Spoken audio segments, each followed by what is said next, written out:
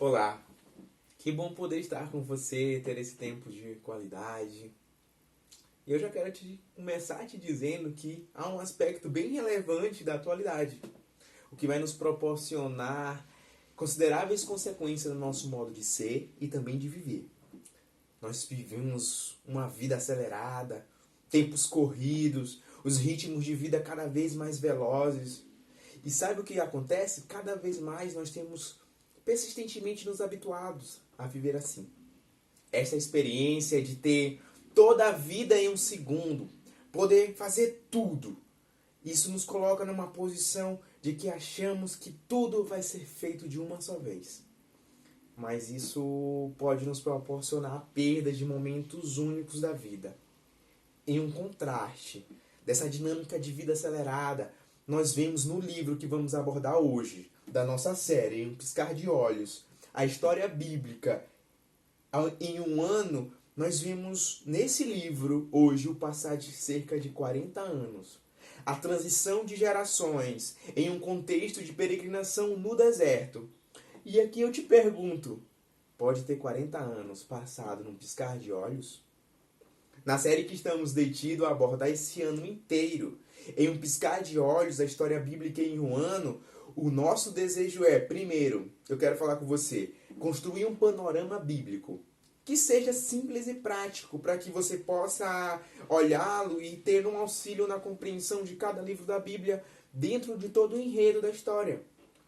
Quero ainda demonstrar como esse livro se relaciona com os outros livros. Quero mostrar Cristo dentro desse livro, sendo a centralidade desse livro ou de cada livro.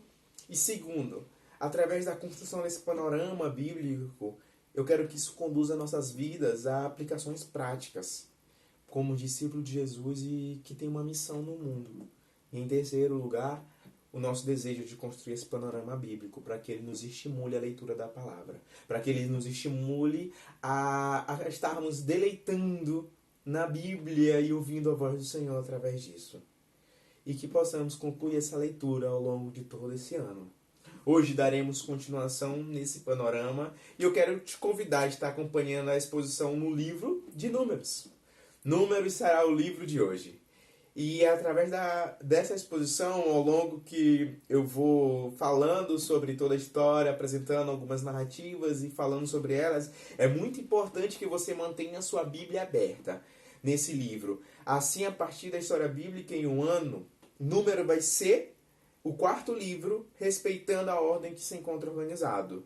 Cada livro recebe um título e carrega a sua identificação, ok? Como vemos em Gênesis, a palavra que veio da língua grega para o idioma do Antigo Testamento, que foi traduzido pela primeira vez, nós vemos o seu significado como origem. Já na Bíblia hebraica, a palavra usada na abertura de cada livro é a palavra atribuída ao nome do livro, como em Gênesis seria no princípio. Aquela primeira palavra seria no princípio, que deu origem à palavra na Bíblia hebraica. Mas no livro de Números, a palavra Números vai vir da versão da Septuaginta, que é a versão grega. E essa designação é baseada a partir da contagem, ou censo, como conhecemos hoje, que vamos ver também. Já na Bíblia hebraica, o nome de Números não vai ser Números especificamente, mas vai ser algo similar no deserto. Ou seja, vai ser a quinta palavra do texto hebraico.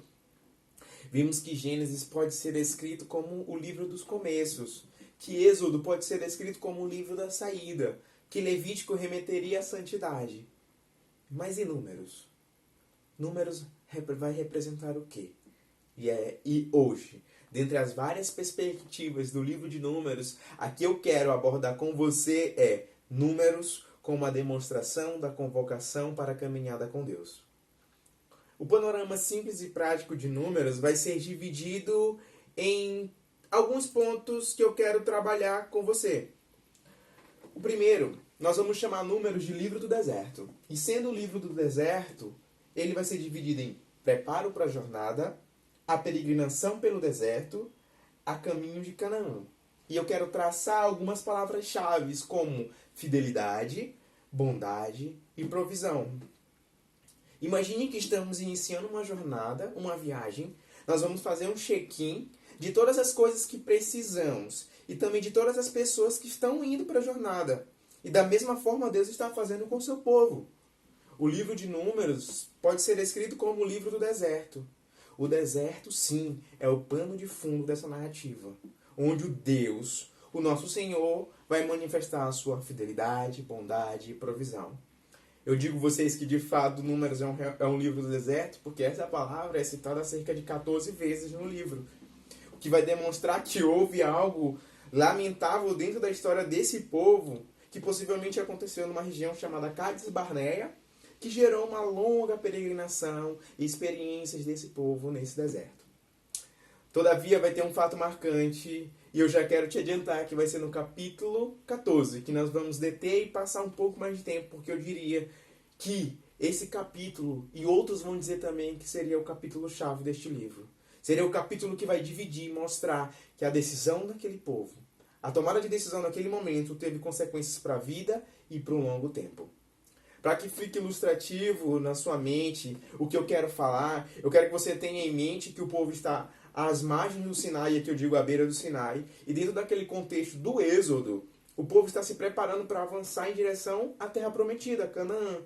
De uma maneira simples e prática, como é o nosso panorama, nós iniciaremos com o preparo da jornada.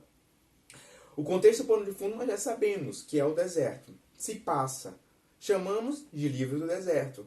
Agora, em relação aos outros livros, Números é o quarto livro da Bíblia, e o quarto livro de um grupo que chamamos de Pentateuco. Dentro desse grupo, esses livros escritos por Moisés ilustram toda a história do povo e para o povo e do povo. Assim, certo alguém disse que a ordem dos livros poderia ser a seguinte, até Números. Gênesis nós vemos um homem perdido. Em Êxodo, um homem redimido. Em Levítico, um homem em adoração. Já em Números, nós vemos um homem servindo. Pois, amor. Parou? Só que... Ok. Pois a convocação desse povo também é uma convocação ao serviço. É uma convocação à luta. É isso que o Senhor está chamando o seu povo. Como eu falei, era necessário um povo que lutasse para que fora conquistado o que fora prometido. O livro inicia-se dos capítulos 1 a 4 com o que conhecemos hoje como censo, ou como convocação, ou até mesmo um alistamento militar. Basicamente seria a melhor definição, alistamento militar. Deus olha para o seu povo, diz ao seu servo Moisés, que estava liderando aquele povo, e diz, levante um censo. Uma lista de homens que são capazes de lutar em uma guerra, pois o povo está adentrando uma região e precisava de homens que lutassem para conquistar a terra que lhe fora dada e que lhe fora prometida. Ao passo que se inicia o livro de Números, e os filhos de Israel estão no deserto do Sinai. E eu quero que você, não sei se conseguirá visualizar, mas o Israel saiu do Egito, ele se direcionou até o deserto do Sinai e ele está por aqui. Ele está nessa região. Está naquele contexto do Êxodo, onde recebeu as tábuas da lei, o tabernáculo tinha sido construído, os sacerdotes já tinham sido designados. Deus está preparando aquela nação agora para seguir e seguir em trabalho. A jornada precisa continuar. A ordem de Deus é para que seja realizado o recenseamento e a distribuição das tribos. Ele irá escolher, determinar os deveres sacerdotais e dos levitas. Imagine só, é o próprio Deus que está comandando o seu povo. Maravilhoso é pensar que Deus contou cada pessoa, reuniu todos ao redor de si, pois ali o Senhor estava, Ele estava ali no meio, e isso é precioso para os nossos corações, pois o Senhor mostra-se presente na condução do seu povo, assim como mostra-se presente na condução de nossas vidas. Como era imponente, imagine, avistar aquele povo ao meio do deserto, distribuído, com Deus no meio deles, estendendo sobre eles uma nuvem de dia e uma coluna de fogo durante a noite.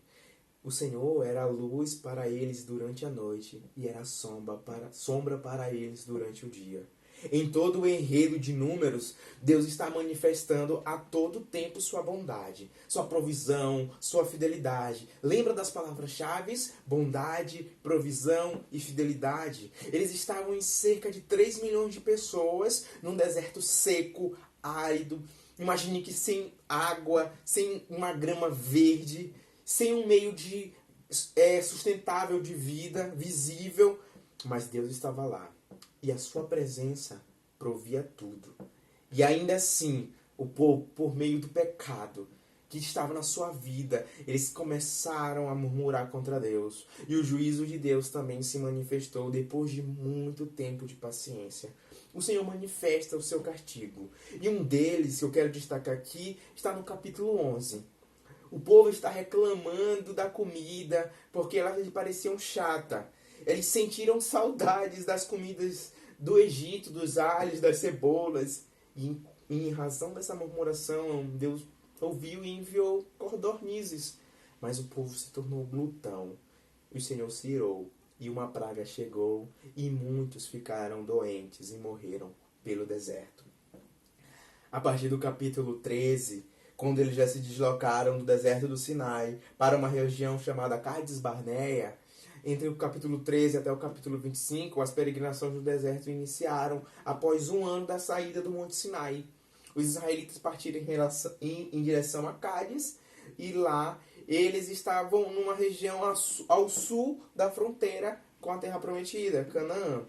Ainda receosos de entrar, eles andaram pelo deserto de sul ao leste, até que toda aquela geração morresse.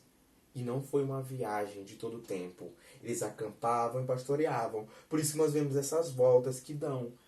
Isso tudo em razão de um fato que aconteceu no capítulo 14. Especificamente do 13 ao 14. Se você, na sua casa, depois acompanhar e ler esses capítulos, vocês entenderão o que aconteceu.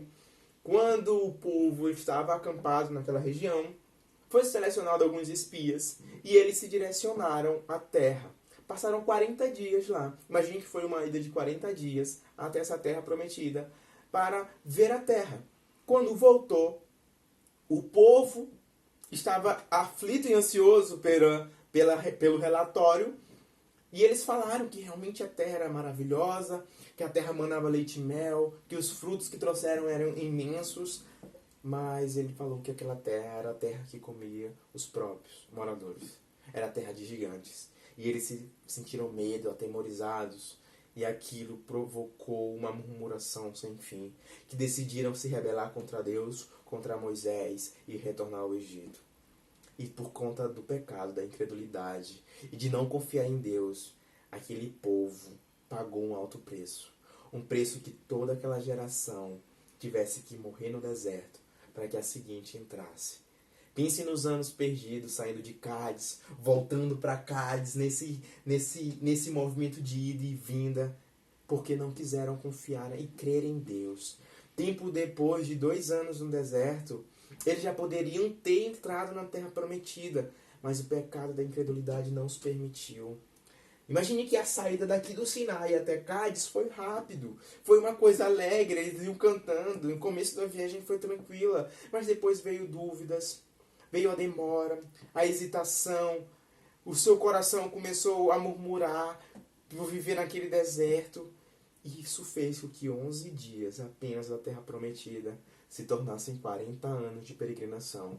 Como está descrito em Deuteronômio, versículo 14, eu quero ler aqui para você, que diz o seguinte: o tempo que caminhamos, desde Cádiz Barneia até passarmos o ribeiro de Zered, foram 38 anos, até que toda aquela geração dos homens de guerra se sumiu do meio do arraial, como o Senhor lhe jurara.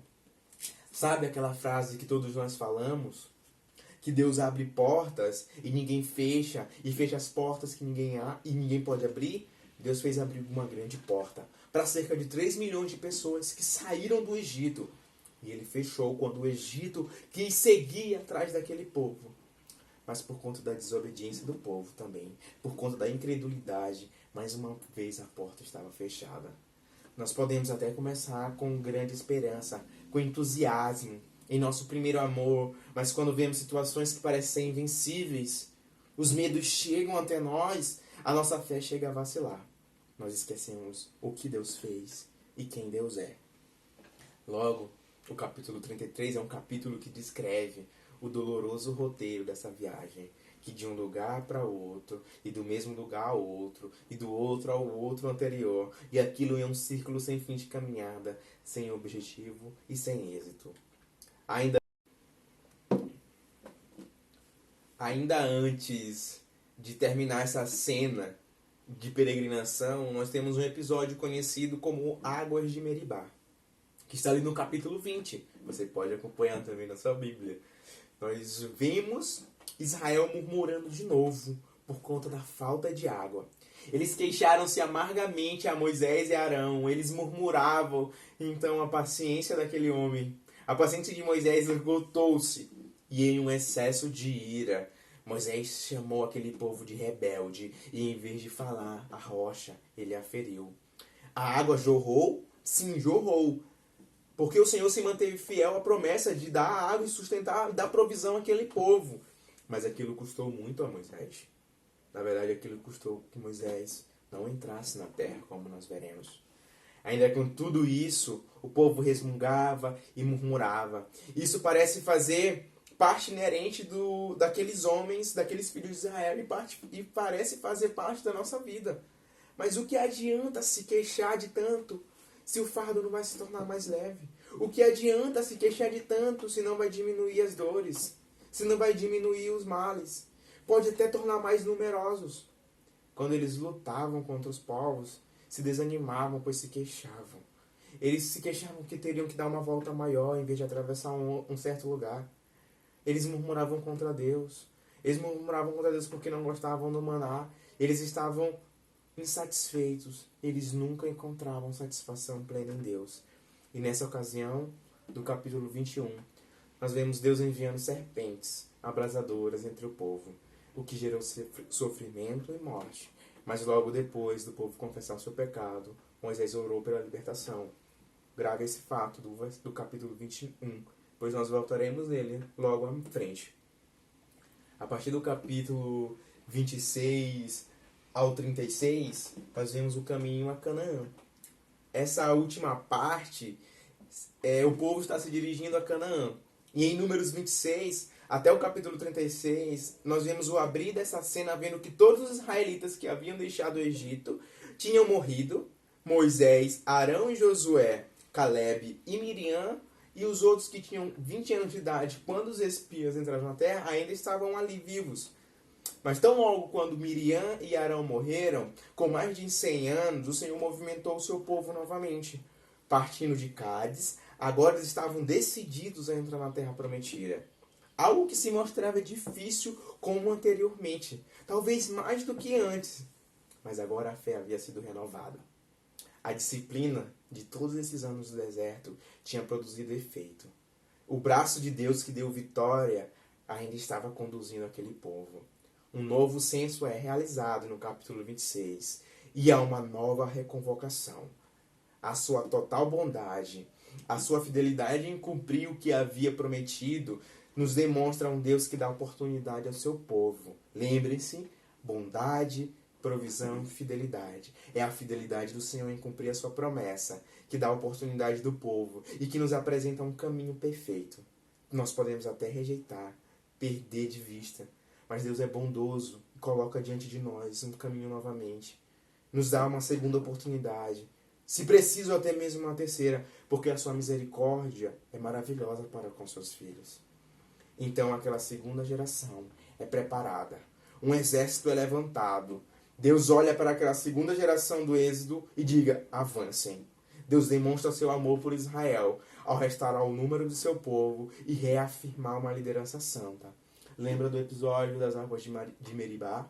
Lembra que Moisés, por ter se irritado e ferido a rocha, o seu castigo foi de não entrar na terra? Era necessário levantar um novo líder. E Moisés, preocupado com o povo para que não ficasse como um rebanho sem pastor, ora ao Senhor que levante um novo líder, e um novo líder levantado. Como sabemos, o novo líder será Josué. Josué conduzirá aquele povo na terra e lutará batalhas para que aquela terra que fora prometida fosse conquistada. Então, Deus reafirma a sua liderança santa para com aquela nação. E esse número da instrução para que o povo conquiste. E esse livro de números dá instrução para que o povo conquiste aquela terra. No final do capítulo 36, parece que o livro acaba de forma inesperada. Mas indo em um contexto mais à frente e lendo o que vem posterior, e aqui eu te convido a isso, a continuar nessa história, a continuar nessa jornada, nós vamos ver que através do livro de Josué e também de Juízes, a história desse povo continuará. E será maravilhosa, com muitas lutas ainda, mas vendo a provisão, a bondade e a fidelidade de Deus sendo manifestada. Neste livro do deserto, ou da convocação, como já chamamos, que vão se desenvolver ao longo de toda a trajetória do povo até as margens do Jordão, eu quero demonstrar a você 3 figuras de Jesus. Jesus aparece no capítulo 19 de Números, e eu quero que você anote isso para que você possa ler.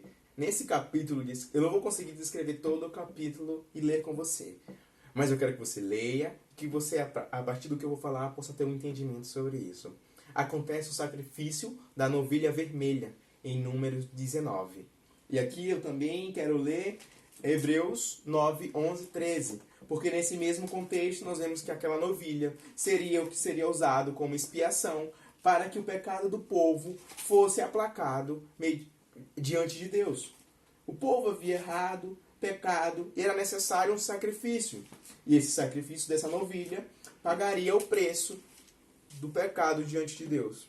Nós sabemos que Cristo é aquele que paga o preço totalmente e nos coloca em posição de justiça, aplaca a ira de Deus e nos coloca em posição de justificados diante de Deus. Então, nesse contexto de Hebreus ainda, eu quero ler Hebreus 9, 11, 13, que diz: Quando, porém, veio Cristo, como sumo sacerdote, dos bens já realizados mediante o maior e mais perfeito tabernáculo, não feito por mãos humanas, quer dizer, não desta criação, não por meio de sangue de bodes, de bezerro, mas pelo seu próprio sangue, o sangue de Jesus, que entrou no Santo dos Santos, e uma vez por todas serão obtido eterna redenção. Portanto, se o sangue de bodes e de touros e a cinza de uma novilha aspergiram sobre os contaminados os santificaram, quanto à purificação da carne, mais é o sangue de Cristo que nos purifica.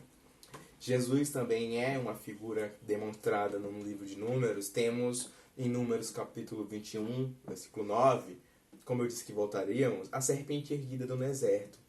Do mesmo modo que Moisés exigiu do pecador para que ele olhasse para aquela serpente erguida no deserto, por ordem de Deus, Moisés ergue uma serpente de bronze. Hoje nós como pecadores, nós olhamos para a cruz, para o sacrifício de Cristo, e que nós que fomos mordidos, assim como aquele povo foi mordido por uma serpente, nós que fomos mordidos pelo pecado, nós olhamos para o Senhor e encontramos salvação. Nós olhamos e cremos na obra de Cristo. Em João 13,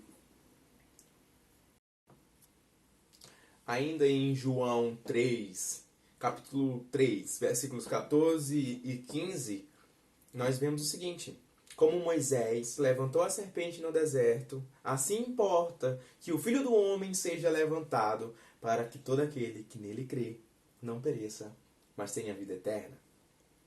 Jesus é uma figura também encontrada em Números, sendo a centralidade do tabernáculo. O tabernáculo, aquele que se encontrava no meio do povo, como podemos ver em Números, capítulo 2, versículo 2, e também em Hebreus 8, versículo 2, que diz o seguinte: como ministro do santuário e do verdadeiro tabernáculo que o Senhor erigiu, não o homem. O Senhor é o verdadeiro tabernáculo. E ele se habitava no meio do povo. E ele veio e habitou no meio de nós. E ainda mais, ele não é somente tabernáculo, pois o tabernáculo foi só um prenúncio, O Senhor é a própria terra que emana leite e mel. É nela que nós habitaremos. Em Apocalipse 21, nós habitaremos na própria cidade com o próprio Deus e Ele estará entre nós. Nós estaremos na terra que emana leite e mel. Ele é o pão da vida. Ele mesmo nos alimenta. Ele é a água viva. Ele é que nos provém e nos sustenta em tudo. É desta forma que o livro de Números se encontra dentro da Bíblia e oferece base aos demais livros que seguirão, como Josué e Juízes. E é assim, trazendo a centralidade de Cristo do início ao fim, que nós estamos chegando ao final dessa exposição. Entre muitas formas da qual eu poderia expor algumas aplicações práticas a você, eu quero fazer isso através de narrativas. A primeira narrativa é a narrativa do censo, da enumeração de cada um, da numeração de cada um, do contar de cada um. Isso indica que através dessas genealogias, indica que nós fomos discípulos, que nós somos discípulos porque outros foram discípulos. Isso manifesta a fidelidade de Deus em manter o seu povo, em manter o cuidado em preservar. Até porque o Messias prometido, que havia de remir, e que vai remir toda essa terra quando vir novamente, veio desse povo. Então Deus foi paciente e cuidadoso e demonstrou todo o seu cuidado e fidelidade. Em segundo, a convocação à luta mostra a provisão de Deus, mostra o cuidado em prover tudo o que necessitava. Como se aplica em nossa vida, na nossa caminhada com Deus. Demonstra que o Senhor, quando nos convoca, Ele se apresenta com Deus que preza pela organização e que apresenta a sua provisão a partir de ensinamentos que vamos utilizar ao longo da nossa caminhada. Ensinamentos esses que encontram-se em sua palavra. E nós somos direcionados por esse Deus que provém tudo. Em terceiro, quando nós somos convocados para a luta, essas lutas externas e internas, em especial o episódio da narrativa dos espias, demonstra a bondade de Deus, mesmo em meio aos nossos medos. O deserto se mostra como um lugar de aprendizagem. Por ser árido, seco, pode parecer duro e difícil de viver. E essas lutas que despertam em nós, externas, contra as forças da natureza, contra outros perigos, contra o próprio tempo que se passa, desperta também lutas internas, os nossos medos, os nossos anseios, e nos mostra que nossa confiança só deve estar em Deus, pois é dele que provém a bondade do sustento da caminhada. Nós devemos depositar nossa confiança no Senhor, que já lutou todas as lutas por nós, e garante que apesar das nossas lutas internas e externas, nós vamos ser vitoriosos nele.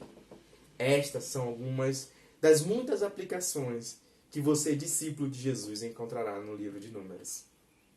Entanto, para que te estimule a leitura desse livro, eu quero te dizer que você vai encontrar coisas maravilhosas nesse livro. Você vai encontrar coisas que vão demonstrar que a perspectiva de gerações, de que mostra que o que nós somos hoje é diferente do que nós já fomos e das gerações que já se passaram. E a geração que se passou, como viveu aquele tempo, como viveu aqueles 40 anos. E a pergunta para nós que estimula a leitura é como nós temos remido o nosso tempo. Nós devemos remir o nosso tempo lendo a palavra de Deus, fazendo uma coisa que é agradável aos olhos do Senhor, que é conhecê-lo. Eu quero dizer que há 3 temas fundamentais nesse livro que você vai descobrir lendo. Em primeiro lugar, a misericórdia de Deus sendo manifestada dia a dia para aquele povo. A soberania de Deus sendo manifestada naquele povo que vai tratar os seus medos e vai castigar quando o povo quando for preciso, por conta da desobediência. E através da soberania, Deus vai cumprir todos os seus desígnios e os seus propósitos, apesar dos fracassos humanos e dos erros humanos. E o terceiro tema, muito importante, que você vai encontrar lendo, é o tema sobre a nossa responsabilidade. Responsabilidade de sermos fiéis ao chamado que o Senhor nos fez. Tendo exposto todo esse panorama de Gênesis, com algumas aplicações, com as figuras de Cristo demonstradas, com alguns estímulos da sua leitura, esse extraordinário livro encerra dizendo o seguinte para o nosso coração: que apesar da história do fracasso humano, apesar da história do fracasso daquelas gerações, a ação graciosa de Deus em toda a história daqueles israelitas que vagaram pelo deserto e na nossa história também. Ela se mostra que por vezes podemos andar longe do Senhor, em rebeldia. E isso nos faz estar afastados do Senhor. Mas sim, Deus é fiel e justo para trazer os seus filhos de volta. Deus é fiel e justo para restaurar-nos como Ele restaurou aqueles israelitas ao seu lugar no coração de Deus. Ele sempre vai restaurar os cristãos ao lugar de bênção e comunhão íntima com Ele. Nós devemos nos arrepender, olhar para o Senhor e nos voltarmos para Ele. Que Deus nos abençoe e que este ano possa ser um ano que possamos ler a palavra de Deus juntos e ler a Bíblia toda, para a glória e honra do nosso Senhor. Eu te convido a uma oração. Maravilhoso Deus, eu te sou grato por este momento, Pai, de poder compartilhar a Tua palavra, de poder ter um vislumbre do que Tu faz, da Tua obra, do que Tu fez, Senhor. Que o nosso coração só possa estar cativo à Tua palavra, que nós possamos olhar para este povo, olhar para a palavra, olhar para a história, nós possamos reter as coisas maravilhosas que Tu fez e trazer isso como um âncora, que tudo isso possa ser, a esperança possa ser a âncora da nossa alma, sabendo que é a Tua fidelidade, é a Tua bondade e provisão que nos sustenta. Que nós possamos seguir na nossa jornada como discípulos Teus e seguir firmes, sabendo que é Tu que tem dado todo o cuidado que é necessário para a jornada. Abençoa-nos, Senhor, e ser conosco, por amor do Teu nome. Amém. Muito obrigado pela sua companhia, de estarmos aqui. Continue nos assistindo, continue conosco, acompanhando ao longo desse ano o Panorama Bíblico. Deus abençoe.